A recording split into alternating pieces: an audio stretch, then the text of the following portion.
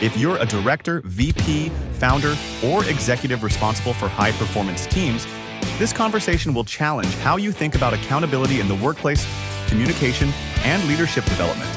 Join Doland for a conversation with Joseph Clough on the Next Interview Show podcast. Welcome to the Next Interview Show podcast. I'm Doland White, as Liam, my announcer, mentioned when we came through that front door. And this is, as we've said over the last couple of weeks, I'm on a countdown to episode 100, which is fun. For something that started out as a hobby, I guess 100 episodes means it's not a hobby anymore.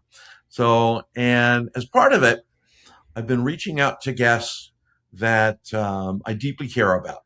Individuals who are not only experts in their field, but just really, really good people. And today is no different than that.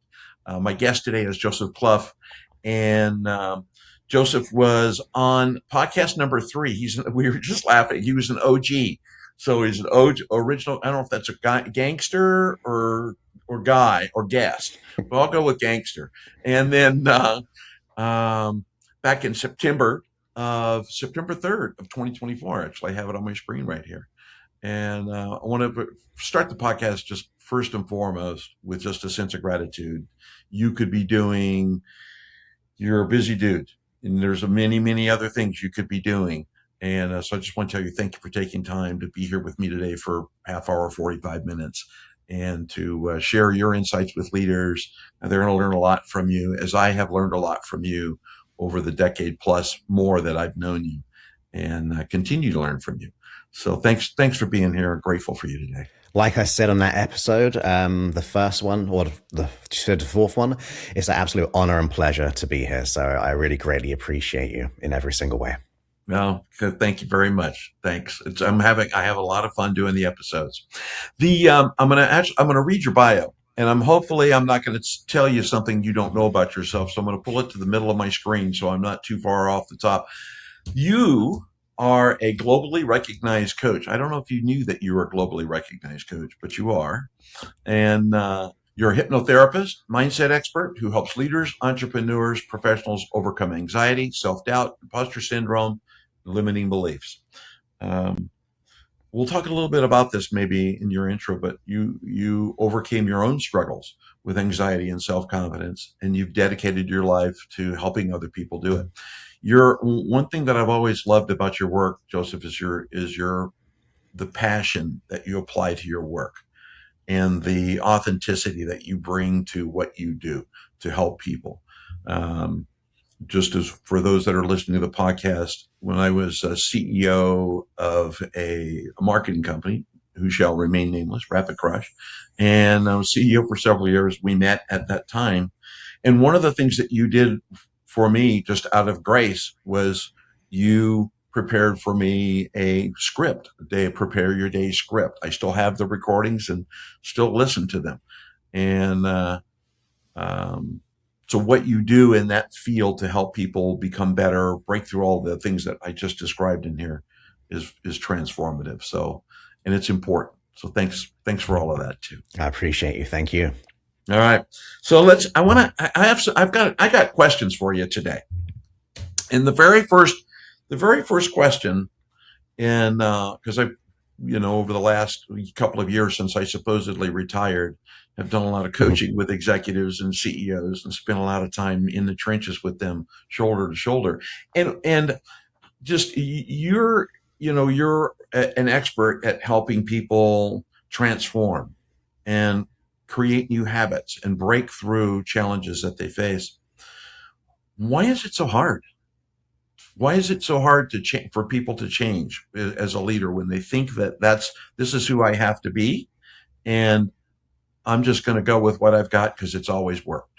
Mm-hmm. So there's a couple of levels to this which we can approach it by.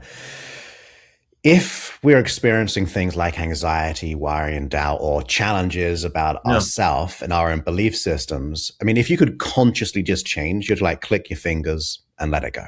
If you had that power and control. So that presupposes if we do not have that control to make that change, it is being run at an unconscious level. like the subconscious mind. And your subconscious mind does so many awesome things. When you're driving, you don't even think about driving. When you're walking, you're not thinking about the muscles and all those types of things. It literally does most of the legwork. But the other thing, what it really does, it runs our belief systems. It runs our emotions. Like, that's why if you listen to I don't know, being a musician yourself, like if you hear a song, you react to it, you respond to that. You don't consciously go, oh, I'm going to get happy because I listened to this song. It just happens because it's your unconscious mind, or subconscious, what people will call it as well. So people try to battle the conscious, like, I need to force this through. Whereas really the right approach in my world is to meet the issue where it lives, which is the unconscious mind, which runs it. And your unconscious mind is really our identity. And if you're talking about the kind of people you're working with, there's a lot of higher level identities there of roles and values you have to hold, or levels you've got to be at to manage, to delegate, to lead. And that can put a lot of pressure on us. And that's where we can get that imposter, that anxiety. And really, that's why the struggle can be very, very hard, because we're trying to consciously change something which is at an unconscious level. That's interesting, because I think there's a thing I talk about called the 5 lies. And one of the lies is the stoic, I call it the stoic leader, right? I'm going to be right, and I'm going to brute force my way through this, by golly, one way or the other. And it's interesting you talk about that, because I think there is a propensity for leaders not to think about what really is driving at the back end, and and the conscious mind plays a role in it, but the subconscious, or I like your frame of the unconscious mind, that thing that's doing things to and with us, that lives back there, really is the place where you've got to go, where it resides. Absolutely.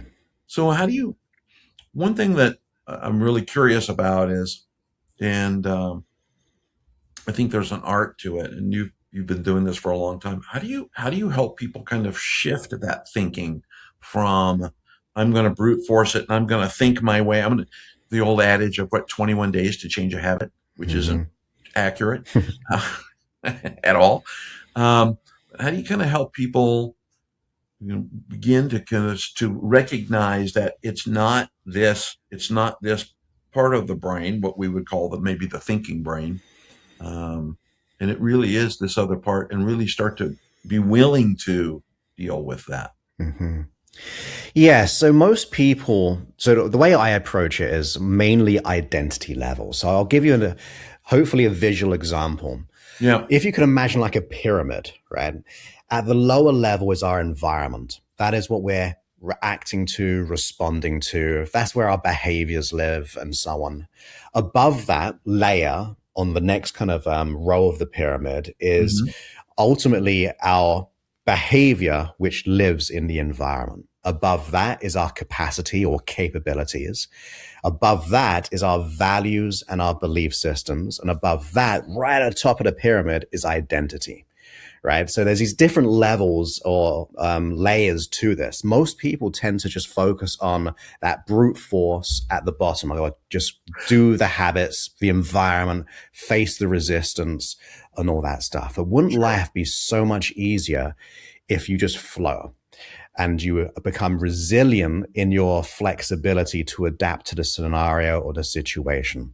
Sure. So I tend to focus not at that lower level, not at the capacity, because if we go from, let's just say someone is at a high level and they might feel like they're going to get found out because they like rose to the top, got all this pressure, say the typical imposter syndrome.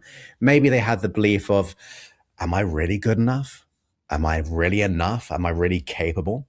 Well, if that's your top identity level, that trickles down into your beliefs and your values. It shrinks the capacity or capabilities. It limits your behavior. And that's how you show up in your environment. Now, if we flip that round, if we can train our mind to have that unstoppable identity of the leader, like I am enough, I'm worthy, I can lead, all these things. Suddenly, your beliefs are strong. Your values are very fruitful because you see the bigger picture. You see the mission and the vision and the ambition behind what you're doing. And that then all flows down into your capacities, which is now unlocked. Therefore, your behaviors are not operating from force, but inspiration and adaptation. And then that shows up in your environment. So most people, because they're very conscious at it, just work at that lower level. But the deeper work is right at the top. And that's the best place to start, in my opinion. Where do people, just as we're to kind of peel this back a little more, we're all born with an identity. Mm-hmm. We have an identity. When do we lose the identity? Where, when, how do we lose that identity? I know, because we have that. It's kind of like when I talk to executives about imagination. We used to know how to play. Mm-hmm. And we had imagination, and imagination still can be an incredibly powerful weapon. So how do we lose the identity? What happens there? Yeah, I like how you said lose the identity, because ultimately we all enter this existence as a blank slate, right? Mm-hmm. You didn't know your name was Doland right in the beginning. You didn't have an identity. You didn't have an idea of what good was or what bad was on a values or morals level. So in sociology, they say the first 7 years is our imprint. So everything around us, that blank slate, we're being imprinted on to know more about our identity. The next 7 years, so between 7 and 14, we're modeling people, right? We're modeling around people in our life, usually our guardians, mother, father, teacher. It could be idols, and all those things. And you got to think about it. The first 7 years, you're making so many big unconscious decisions, whether you realize it or not, that you're creating this identity. And that's why when people have, whether they're good or bad events, let's just call them significant emotional events. Okay. Right? In that moment, you're under a lot of stress and you don't know how to respond. And if you're very young, therefore you don't have knowledge, wisdom, and hindsight, you don't make the best decisions. So you start to make decisions about your identity there. And that's where we can go, oh, maybe I'm not enough. Or maybe this is why I am enough, because what my teacher told me or my mentor told me, right? Gotcha. So these fundamental and formative years will be the pathway. It doesn't mean that's who we are. It's just what we've assumed to be true. I believe deep down, all of us is pure worth, good, whole. I'll go a little bit out there, love. I believe in that pureness. It's always there, but it can be buried because we go through these events. Sure. Yeah. I think it's interesting you say that. So now at this stage, as I was fessing up coming into this, at the age of 73, I'm in the grandpa game. Mm-hmm. And it's fun to watch the grandkids of I've got to stop and think about how many. 1, 2, 5, 6 grandkids, 4 of which are little girls, and from 5 and under. The other 2 are older young boys, which is easier. Girls are so much harder. I will have to say that after raising boys. But it's interesting to watch and listen and see their imagination, see them cooking their own identity. I tease their parents with they're doing genius level work. As they're figuring all of this stuff out, learning how to talk and figuring out that I can walk and balance and sometimes, of course, neither can I sometimes, but it's fun to kind of see that. And so I can see your point kind of from the first 7 years where that's baked, and then it becomes comparative, and which is the messaging then that we're given, right? Yeah, absolutely. About our worth, right? Mm-hmm. Yeah. So I'll give you one of my examples and how it actually led me to do what I'm doing. So yeah, love to hear to set the stage, I live in America, but I was born in England and I was there for most of my life. So in England, we have what we call primary school, which is from 5 to 11, then secondary school, say 11, 12 to 16 years old. So Mhm. think of it maybe as junior to high school, rough, that kind of thing. Yeah. So just before I was going to the equivalent of, I guess, like high school, so I was 11 years old, a teacher made me stand up in front of all my peers in the classroom, and it was a mathematical question, and asked me the question. Now, I was a shy guy anyway, but if you could imagine being in front of everyone and not knowing the answer, I was very much in the fight and flight. I've got to get out of here. I was blushing. I was anxious. Right. My voice was just kind of broken. And in that moment, and I've told this story so many times, so I probably do in my own imagination have shifted things. But she pretty much said, look, Joseph, if you don't know this, how are you ever meant to get to high school successfully? So in that moment, I didn't know better. She probably didn't know better. She didn't think I'm going to create this big limiting belief in this person. But being anxious and worried already in that moment, I was like, oh, that must mean I'm not enough. I'm not good enough, right? Just because that one event there, which then led me to only aiming for C's. And I only ever got C's. It's interesting what you aim for, you tend to get. So I was getting C's, which was my A, technically. That was my benchmark for getting an A grade. But I was getting C's or below. I dropped out at college in a business program. I didn't even show up to one exam. Like these type of things just formulated. And then one day, because of my anxiety and my self-doubt, thanks to my father, he did some hypnosis as a hobby. And he said, look, you just got to get away. Go on this hypnosis course. You'll go in so many different trances, not to like learn hypnosis, although it was to learn hypnosis. But he was just saying, look, if you go in there in and out so often, you're going to get something out of it. Right. And that's when my issues started to disappear. And I was like, wow, like letting go of because I did start at 18 years old, letting go of 18 years of identities and stresses and worries through the power of the unconscious mind. I want to get this out to as many people as possible. So it's like that hero's journey almost, right? You go through the life's okay, then go through stuff and you go on a journey, you discover something, but then there's something bigger than that. So in a way, I was very thankful for my anxiety because it caused me to go into this profession now. And I know what it's like on both sides. But in a way, it was good. I'm very happy. But in that one event, it changed the course of my life and my identity simply by someone saying, if you don't know this, how are you meant to go on? And then I interpreted that as an identity conflict for myself. Yeah. I think and thank you for sharing that story. And leaders, go back and listen to the story again, because I'm going to ask a couple of follow-on questions to this. But I would, and go back and by the way, on your phone, when you rewind or whatever device you're listening on, listen to it at 1x. Don't go to 1.5 or 1.75 like we tend to do. But go back and listen. I think that's an astounding thing. And the fact that you can recognize that moment, right, in your life where that occurred, and one, to be fearful and to be that shy guy, up in front of the room, and then get fundamentally punished. It became punitive, right? On, if you don't know this, you can't succeed.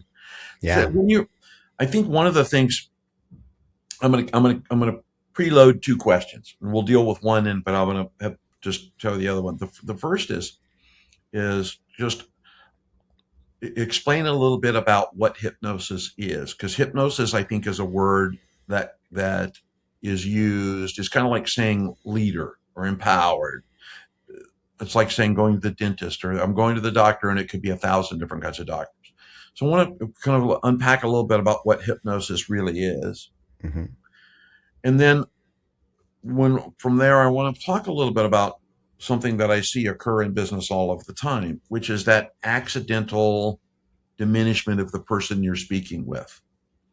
So from a leader's perspective, that's happened to me as a leader, and I know I've been guilty of it before with someone in front of me, and I diminish their presence by saying things as simple as, how could you not know this? So let's start with a little bit about hypnosis, because that will pivot into kind of the change on how do you break that chain of communication with people. Okay, so hypnosis has been around for many, many years. It actually came from first type of early days was Anton Mesmer, and that's where we get the word mesmerized from, right? And we think of hypnosis, Right. you're mesmerized if you think about it. You got stage hypnosis out there, which is all true, but people volunteer for it, right? They do. decide to go up there. Yes. But ultimately, hypnosis is a learning state. It's like I said right near the beginning, you meet the issue where it lives. So we quieten our mind and we begin to get that part of us which runs the identity to be able to then think, hey, if we fundamentally break it all down, there's an intention behind everything you do. Like even anxiety is to prepare, fear to keep you safe, anger to protect your boundaries, right? The guilt so we don't do something again. Like everything we do, positive intention, behavior, not so much, right? So the outcome's not that good. And now we'll go to your follow-up question in a moment.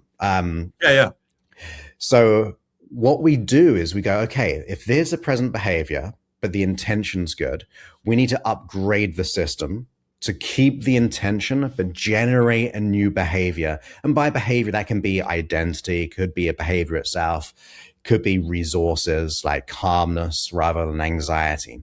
So we pre-teach the unconscious mind. And since the unconscious mind runs everything beneath the surface, the heart, the legs, the running, the moving, the memories, it's designed to keep us safe. So if I can present to you a better way of doing something, which is safer than ever before, whilst honoring the intention, your unconscious mind has to assume it as truth or assume that new way because it will keep you safe or safer than the prior. So that's why hypnosis works. You're conscious still. You can drift and dream. You can wander in your mind. But when I'm doing it, I'm speaking directly to your unconscious mind to teach it there's another way of being. Does that kind of answer a little bit? It does. I'll have another question about hypnosis in a bit, I think, but it does, and it adds clarity to it. Because one of the things, we'll talk about it now, then we'll come back to the diminishment. Because I think one of the things that we as adults, the podcast, I tend to talk to leaders, and there's three or four categories of leaders that I focus on in conversation. But I think as adults, we've crossed a threshold where we assume we're cooked, we're baked, right? And so therefore, if I assume I'm cooked and I'm baked as a human, and this is the stance I'm going to be in, we don't seek change, and we don't go back and deal with those kinds of things that you're talking about. That's in the subconscious or unconscious mind. And I like the way you put it, and leaders go back again and listen to what Joseph was talking about going to where it is, speaking to that, and not speaking to the conscious mind. The thing I don't want to miss is that shift and how people become willing to explore that. It's I think in a lot of there's terms around transformation and manifestation, and there's a lot of things that we talk about, and they can be classified as woo-woo. And I think there's probably a propensity for some people in the audience listening to the podcast to go, well, this is okay, that's kind of cool, but hypnosis is kind of woo-woo. And I've seen people go on stage and they act like a monkey, and and then they wake up and they don't remember. And I suppose that's one idea, one concept. But the willingness to actually step back and transform your thinking, transform away from those things, is kind of where I want to get back into the root of that, and maybe even in a little more detail, the steps involved. And sorry for the long preamble, listeners. The steps in doing that. The fact that how do you recognize that you need to do those steps? Yeah, I think that's a really good point, because if we take the idea of a leader, there's a huge level of responsibility, right? You're responsible for this role. You're responsible for people. Technically, you could be responsible for their family to a degree, right? Because the level of success that you get will dictate if they're in the job or not. And therefore, do their kids have an income? Not the kids have an income, but to be able to eat, have a house, and all those types of things. So there's a great level of responsibility. But in the same notion, if we really want to change, we must also assume responsibility. In other words, become conscious of what's actually happening. Everything is a symptom, which leads us to the core issue itself. So whatever's showing up in your life, whether it be you're drinking too much because of stress, you can't sleep, or maybe the way that you're communicating and you're saying, why didn't you know this? Yeah. We have to have a level of responsibility, right? We got to assume responsibility. Otherwise, we're pushing outside of our own awareness. Once we move from like the effect side of the equation, and we don't go, oh, that's just who I am. That's just my story. I will never change. We've got to go, actually, I'm going to assume the responsibility for who I am and how I'm showing up today. And once you do that, you're looking in the mirror and go, okay, we've got to wake up here. Now is the time I need to make a change. And that will be potentially facing things like me all the way back when I was 11 years old. Some things will be there.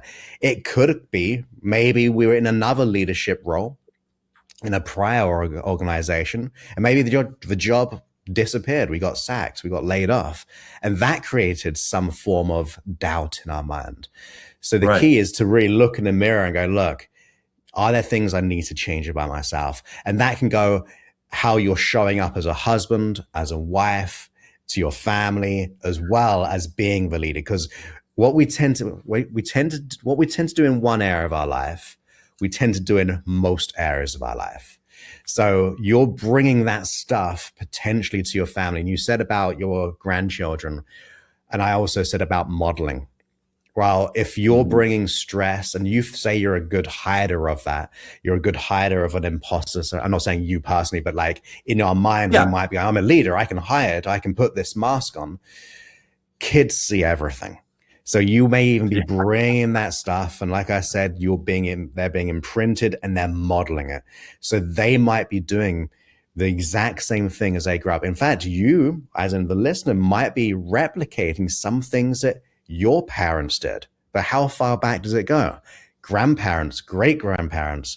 We all have the idea, I think most people resonate, like you have to eat everything on your plate.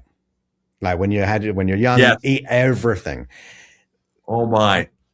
Well, that just comes from, in England, wartime, when we had rations. And in America, solely, or not solely, but partly, the Great Depression. Right. And that got passed down all the way to us when was World War II and World War I? Like it was before my time fully. So, but that carried through. And then we can think about cultures and all of the things, which would be like a few days talk if we think about all of it.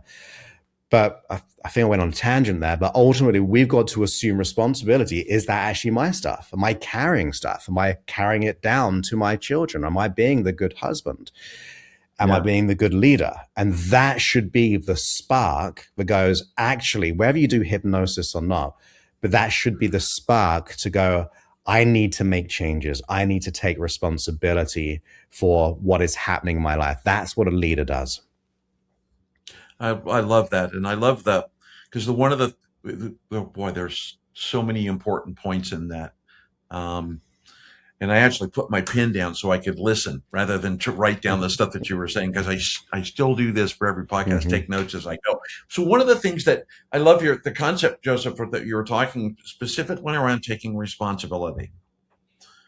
And there's a thing I talk about with accountability and what accountability really means, right? Which is a mutual agreement between two people for a common outcome. And you take responsibility for that. And well, then one of the things that happens from a leader's perspective is leaders are experiencing pressures from multiple domains. There's above, sideways, bottom up, all kinds of things going on in their world. And those pressures drive them into acts or behaviors that they normally wouldn't do at home. But one thing that was a kind of an aha thing for me that you said is that, and I'm going to paraphrase it, so correct me if I screw this up.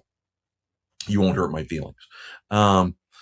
Is how you act in one thing is how you act in all things, which is if I act this way at work, I'm going to act this way at home. And I may not be cognitively aware that I'm doing that, but it's going to transcend into those other environments. And I think that's a really, really important point for leaders, because when I talk about leaders, as you're listening, I'm not specifically focused on your ability to lead a company. It is to lead your life, lead your family, lead with your friends.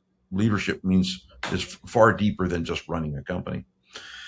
So when as you're going through that, I love the term responsibility, because I think if we go back to that, the thinking around diminishment. Yes. I'm in that conversation, right? And that person, and I had a boss for years who would, I would call it come in hot. And he would, come in like this with the statement of, how could you not know? And I thought I hired you because you knew more. And then we'd end up the conversation with the statement of, yeah, but you're great. And let's go get more work done. And you kind of walk out of the room going, what the hell happened? Mm-hmm. I'm not sure where you're supposed to be or how you're supposed to behave. So I think there's a patterning in that communication style to help people understand the impact of the words that they're using. Correct. And I would imagine from a hypnosis perspective, and I'm going to talk about your app here in a little while, and the things that you do, because I'll just do it now. Shameless plug. Get Joseph's app. Go to the App Store, download it. Just search on the App Store for Joseph Clough. Go get the app. Pay for the subscription. Do the app. Listen to it. Do the work. When you don't do the work, things don't change. And do the work every day. By the way, do the work. So how do you, if you're the recipient of that behavior, how do you help that person recognize where they are? This is kind of out of the bounds of what you do, but when you're receiving that diminishment, whether it's at home or in other places, how do you counteract that? You just can't ignore it and walk away, because now it's going to live inside rent-free in your head. Yeah, it's there. Yeah, right. The seed's there, and it's going to germinate. Yeah, and your unconscious mind will ruminate on that. And if you ruminate it, we fixate on it. And it actually, you could even go down the biology route and go, the neural network pathways are going to become more solidified, or the neuroplasticity will become more cemented in that. So it does really form within you. I want to get to that in a second, and it will make sense, hopefully. Yeah. The meaning of communication is the response you get. Right. So the whole meaning of my communication when I'm doing hypnosis, if I get the response for that didn't work, I still feel anxious. I've got to assume responsibility for my communication. Right. So as a leader, just to put that out there, if you're on the other side and you're bringing that to the person, you're saying, look, why aren't you doing this? Well, sometimes we've got to assume responsibility and go, look, the meaning of my communication is, in other words, the value, the importance, the success of it is by their response. So I got to take responsibility for how they're showing up. Not all the time, but I think it's a good framework to start with if you're on that side of the equation. Yeah, really good. If we're on the other side of the receiving end, the way I like to think about it is, and I've got to do this with my own clients because I work with people who go through a lot of stuff. And I could easily assume I'm a very, I wouldn't say that like an empath, as people would say, but like I'm a sensitive. I want to help people. So hearing a lot of big stuff, even with people who are leaders or entrepreneurs, they've got their own stuff and they bring it out. And I've got to be in the best position of my emotional state. And the one thing I think about is what's mine is mine and yours is yours, right? So if I want to be a bit stoic about that situation, is it a bit like the whole, you got to eat everything on the plate? Is actually our thing right now. in terms of should we be carrying on that generations? Well, maybe I've got to, take responsibility, learn from it, but also understand what is that person going through, right? What stresses are they going through, which they're pushing onto me or reflecting onto me? Because sometimes it's not even mine to take. Like they can distort, they can generalize, they can like just throw up on us all this stuff, which isn't actually ours to be taken. So there is a level of discernment, a level of being stoic about the situation. And the more stoic you are about it, even going, look, what can I, if we freeze this for a moment, just like freeze this conversation in our mind, if we take a step back, dissociate, in other words, and go, what's really happening here? Is what's mine, which I need to take responsibility for, and what is not mine? What can I learn from this situation? But once I learn, will allow me to be safer or more in charge of my mind. I'm just going to cough, so I'm going to just mute myself for a second. That's okay. Thank you. So by just stopping and becoming conscious of the outside, like a different perspective, we get a lot of clarity there because we live in a real fast pace. So we're trying to kind of go through all this stuff so quickly. But if we are to really have that level of discernment and an understanding, we've got to just stop and zoom out a little bit and go, look, what's really happening here? What do I have to do? But also, what is actually not mine that I can then start to make a healthy decision based on learnings or stoicism or clarity or being outside of the situation, looking at the whole scenario. Yeah. Yeah, I love that because I think that's one of the missing pieces from the recipient side, which is to step back and say, what am I, you used the word responsible earlier. What am I responsible for? What do I step into? And then let the rest go. Because it is easy then to, once you start, and you also used another word, ruminating, right? Once you start ruminating, which is waking up at 3:00 in the morning thinking, what did they say to me? And why did they say that? And then you play it back and look for all of the mistakes that led to that. I literally recorded a hypnosis session and put out my app called Go Back to Sleep at 3 a.m. because it's just put it out last week because so many people go. It's definitely on the front page at the moment. Because it's such a common thing. We wake up and they're like, oh, all this stuff because we haven't processed it. It's your unconscious mind, right? Like it's presenting it to you to try to solve. We just don't want it at 3 a.m. at night. But if we can start to the sooner we get to deal with it, our unconscious mind is dealing with it. You're telling you're pre-teaching your unconscious mind, hey, let's stop and let's see what's really happening here. The more you do that, guess what? That becomes a habit. Maybe it's not for 29 days, 30 days, whatever. Yeah. But after X amount of times of doing it, your unconscious mind goes, this is a safer way, and therefore this will be the way. So it becomes more cemented in our unconscious processing. Yeah, I think that's very powerful because there are those things that will strike us and wake us up at 3:00 in the morning. I love talking with executives. It's one of my favorite questions to ask, which is, do you wake up in the middle of the night thinking about work?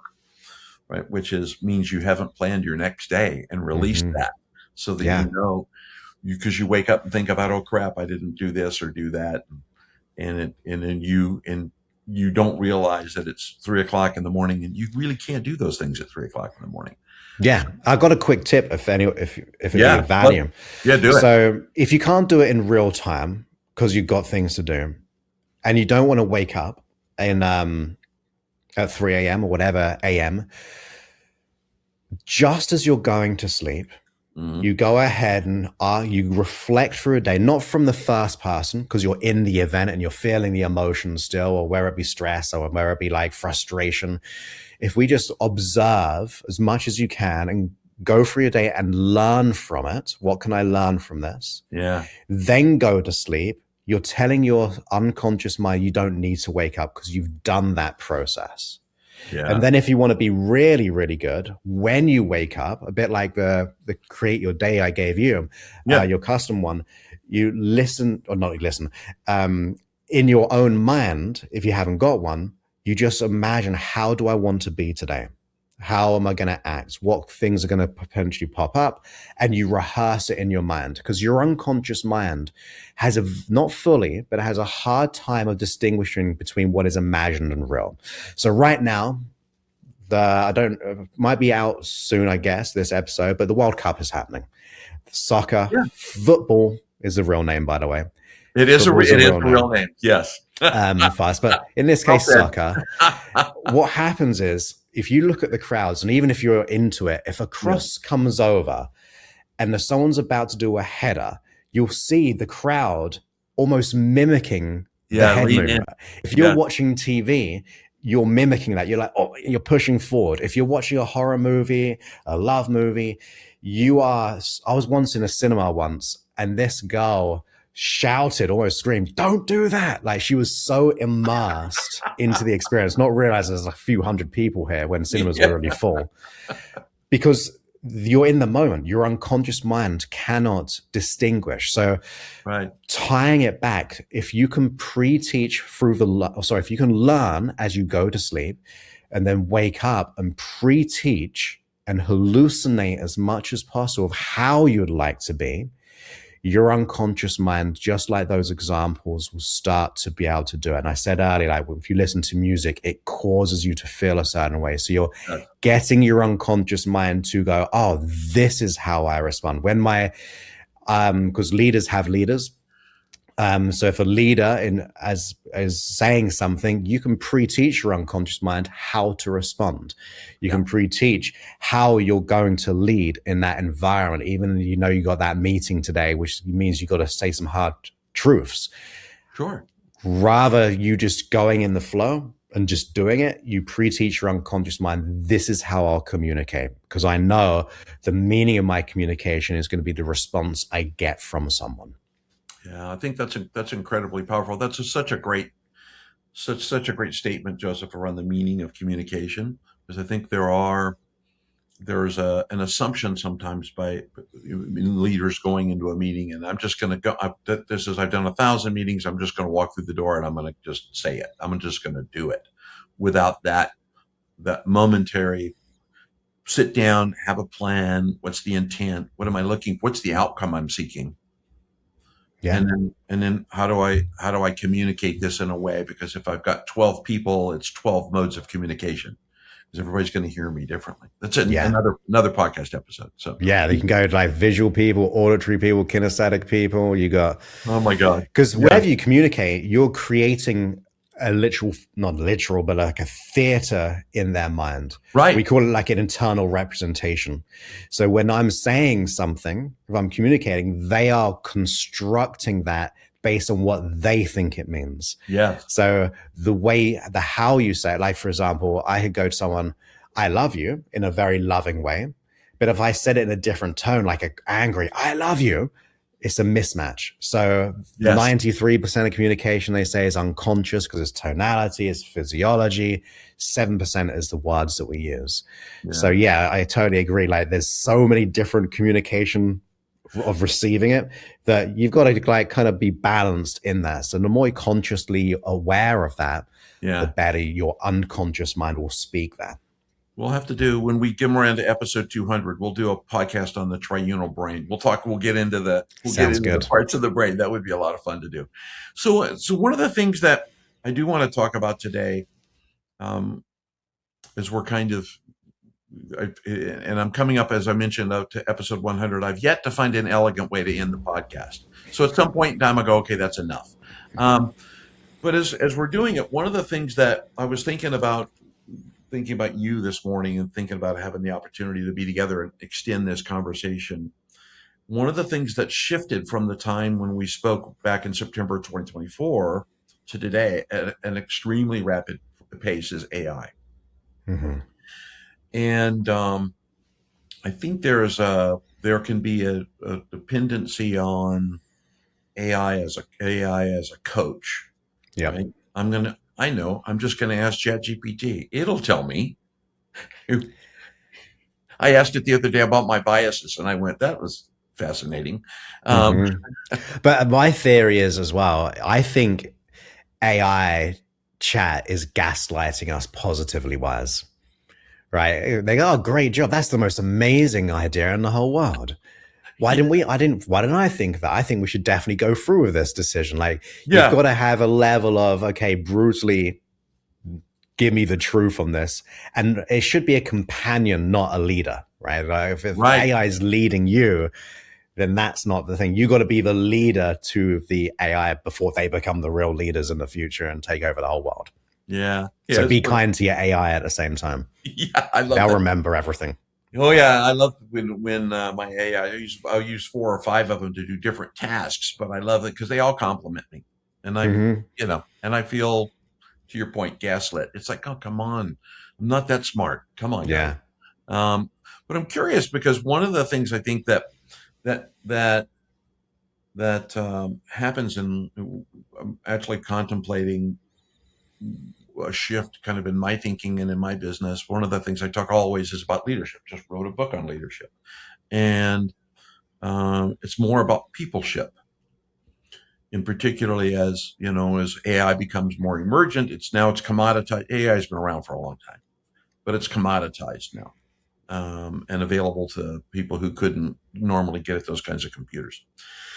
So with AI becoming more prevalent, I think it creates a little bit of a slippery slope in the loss of that dynamic of the human relationship, and the loss of the dynamic of what you talk about, which is that ability to have that candid conversation to really help someone, move forward in their life.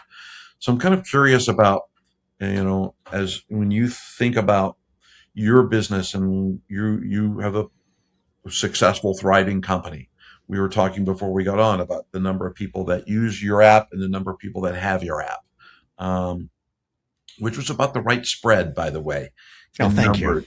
It's just about the right spread. So I'm really kind of curious about, where you see kind of the slippage from peopleship, right? Because you're dealing intimately with intimate pieces in people's lives when you're dealing with imposter syndrome and fear and courage and confidence and those kinds of alcoholism and addiction and those kinds of things. Those are very, very intimate, and AI doesn't do that. Correct. And one of my fears is that people look to AI to do that for them. Yeah. And so there's a loss of connection that occurs there. I'm just curious about your insights around how do we not lose that? AI is a great tool. It can be a great partner.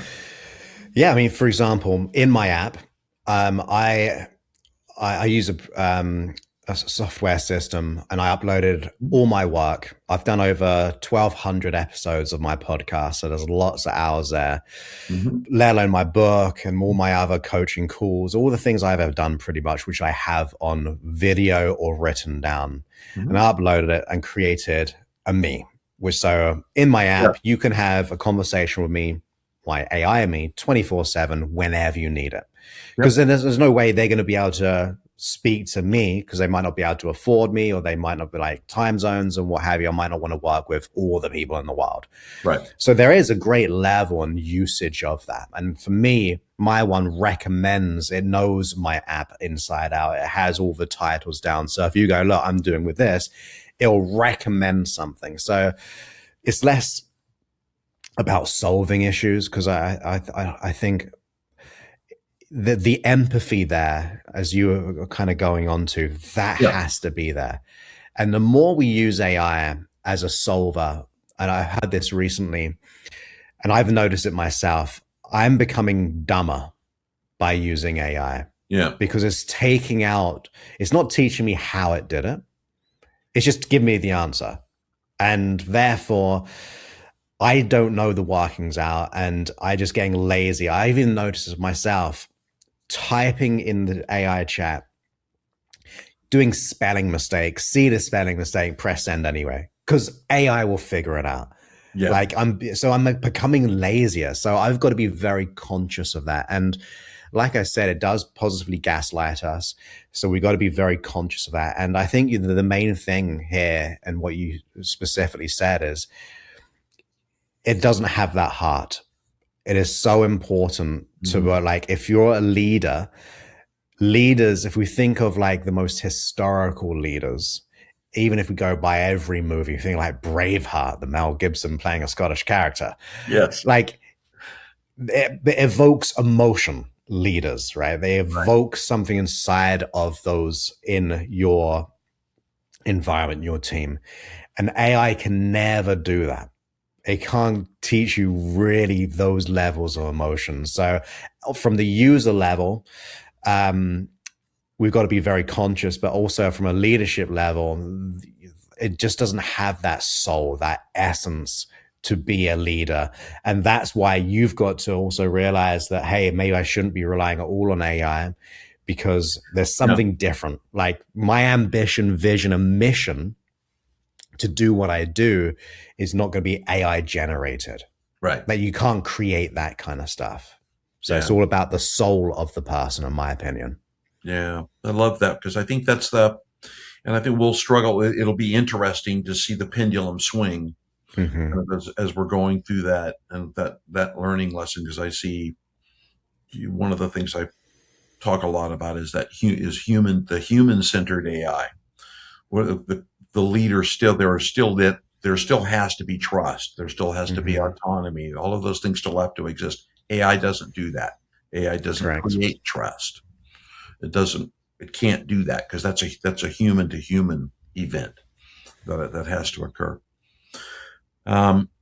So as we come down to the end of the podcast, by the way, one thing I do want to do is I just want to spend a couple of minutes talking about your business and what you do, and kind of the layers at which people can work with you. I think one of the great things with, I love the app, and I'm not allowed to tell anything about a new app, am I?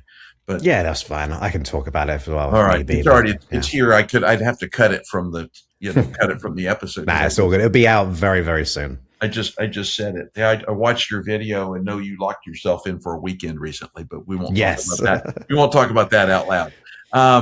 But I want to just share with the listeners a little bit about your business, the ways they can engage with you.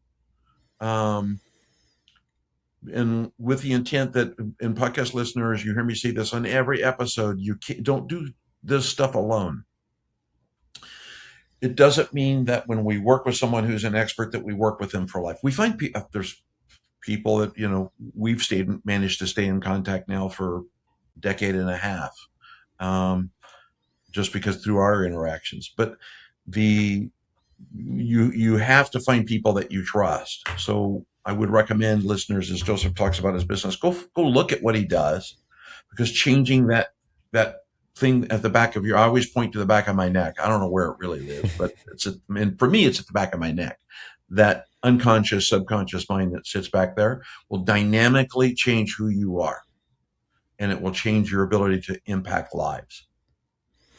So that would long preamble. Let's talk a little. I want to talk a little bit about your business. Well, I appreciate how people get to you, because I love what you do. Yeah, I don't want to over promote or anything, but simply just try hypnosis.app. Just try hypnosis.app, and then you click it'll probably recognize if you're on an Apple phone or a Android user to then download the app. So that's the easiest. But yeah, that's got over 2,000 audios in the app.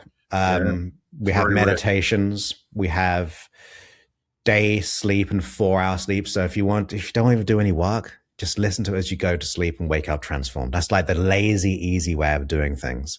It's got the create your day, as I was talking about. When you wake up in the morning, you can get your unconscious mind to know how you're going to be to pre-teach. You can create custom audios on there as well. And the AI coach. So yeah, it's a good little tester. I always don't like downplaying it because it's very special to me, but that's like at the lower level. But then beyond that, I just have like custom creations. So where people, I talk to them, we figure out specifically, and I create a track with their name on it, their word. So it's not like, I don't want to lower the intention of the app, that they are for everyone. And Yes. obviously everyone is not like everyone. So we want the uniqueness of the custom track, the high is the closest and the higher side of things. But that's, you just search my name in there.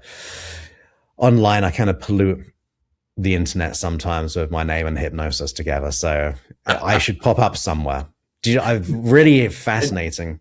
Every continent my work's been listened to. That's even Antarctica. I checked the stats. Really? That's Yes, fantastic.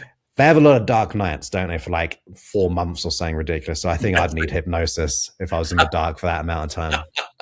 Well, I found that pretty cool, though. Could be create your day. I am in Tahiti. Yeah, exactly. No, that's fantastic. So, listeners, I would, in the show notes, if you're driving, don't try to write stuff down. Look in the show notes. In the show notes, we'll include a link not only to the app itself in the Apple Store and in the Google Store, but I'll also include in there the link to Joseph's website. Thank you. Go there, do take a look, and do become familiar with his work. If you also know someone who may be struggling that you're working with, who you've seen struggle with fear or imposter syndrome, or those, introduce them to Joseph's work. We help each other. I say that all the time. Appreciate you. Help that all the time in the podcast. So, well, the elegant way to end the podcast now that we've pronounced we're at that point in time, is I want to end with gratitude again. This has been a really good conversation, and talking about responsibility and talking about how and why we change our mind. I love the conversation around the span of our life, the first 7 years and the next 7 years, and what we do, and then we pretend to be adults and live with what was imprinted on us somewhere between 7 and 14, so or 8 and 14, but it depends upon your math, I suppose. But grateful for the time and for the opportunity to have you share this with the leaders, because it's leading is hard. It's hard shit, to use my descriptor. Well, not many people do it. So, and it's probably a reason. Yeah, it is. It's kind of like that same number with that's 3% that run marathons and 3% go be leaders. It's easier not to go do it. So, so thank you. Thank you, and congratulations on you getting to speak with all these people and get it out into the world. So thank you for your service in helping all the leaders out there in the world. I appreciate it. When I get to 1,200, I'll call you. That's what. There we go. When you're sore Farkill, I will never catch you. However, I'll slow down. I'll stop. Stop until I call and say I'm ready. Yeah. All right, leaders. Last two things. The very first thing is give the podcast a know, like, share, follow, subscribe, comment on any platform that you're listening to. It has nothing to do with vanity numbers. It has to do with how the technology works. The podcast can't be seen if those things don't occur. The reason why the podcast needs to be seen is because my personal mission is to empower 1 million leaders. Although I get grief, somebody told me the other day I need to change it to 1 billion, but I'm going to stick to 1 million for now. Empower 1 million leaders. So share the podcast, share Joseph's work, share these comments, help people be better leaders so they take care of their business, their families, their friends, themselves better. Thanks for listening to this week's The Next Interview Show podcast. Be sure to subscribe to the podcast and then take time to turn what you heard here into action.